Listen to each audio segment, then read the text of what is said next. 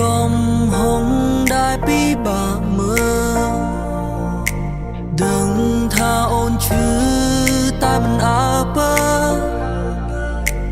ឲ្យអូនរំមានឈ្មោះលូកលើពីសុំត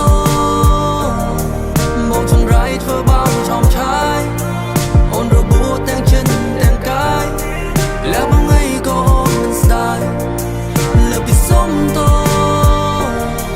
មិននឹងថងជួយចាំប៉ុណ្ណាពេលបងឲ្យអូនរែកាបងអាត្មានិយមនៅក្នុងបន្ទប់មួយសែងងងឹតជាមួយអារម្មណ៍ពិបាកថ្លែងរៀបរាប់រឿងរ៉ាវជាច្រើនដែលខ្ញុំទុកឲ្យរូបនាងរត់តាឯងដំបូងពួកយើងគ្រាន់តែជាមើលតែរូបខ្ញុំអ្នកបំលែងវិវត្តទៅជាស្នេហាដែលមានផ្លូវច្រើននៅខ្វាត់ខ្វាយអាត្មានិយមក្នុងចិត្តពុពលគ្រាន់តែចង់បានខ្លួននាងមិនខុសពីការជឿចាប់កុហកហេតុតែស្បត់នៅក្រោមភ្លៀងដំបើមិនឈឺតែនៅតែរកព្រោះតែស្នេហ៍ខ្ញុំលំអៀងបដកាជាជាមួយដែលคล้ายពេលមានបញ្ហារោផ្លូវវៀងសួរអ្នកណាយល់ខ្លះដឹងថាខកតែមិនអាចធ្វើអីមកខំរូបនាងមកធ្វើជាស្នំតែខ្លួនឯងមានអគ្គមហេសីមិនគ្រប់គ្រាន់តាមជាភក្តីមកតែស្រឡាញ់តែមិនអាចចង់ស្រីខុសសច្ចៈមិនសមជាប្រុសអូនចាក់ចេញទៅតែគ្មានអីរឿងរ៉ាវស្នេហាដូចជាចម្ពោះរអានុសាយើងធ្លាប់ជាទូស្នេហាចាប់ឆាយនៅក្រោមពំនុកបបករាងកាយក្រោមទឹកការឈូបដិសេធគេគ្រប់គ្នាសង្ឃឹមខ្ពស់មកលើបងរឿងរ៉ាវធ្លាប់ធ្វើកន្លងសត្រឹមតែពីលើពីសុំតបងចង្រៃធ្វើបាបឆោមឆាយអូនរបួសទាំងចិត្តទាំងកាយแล้วបងអីក៏អូនមិនស្ដាយឲ្យបងសុំតជាកំហុងដោយចេតនាយอมព្រោះតែតណ្ហាបងអាត្មានិយ